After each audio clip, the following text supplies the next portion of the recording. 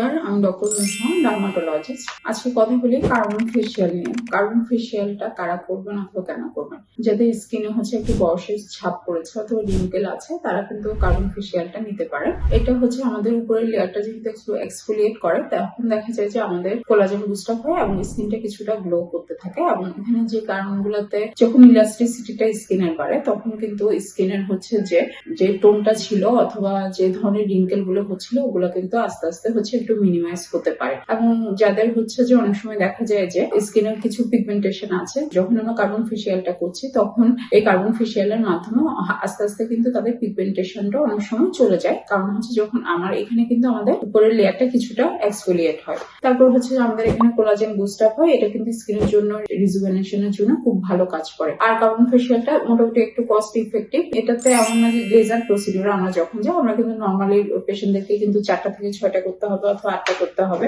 এই ধরনের একটা রেঞ্জ দিয়ে দেয়। কিন্তু কার্বন ফেসিয়ালের ক্ষেত্রে এটা আপনি আপনার পছন্দ মতো নিতে পারবেন, আপনি যে কয়টা চান।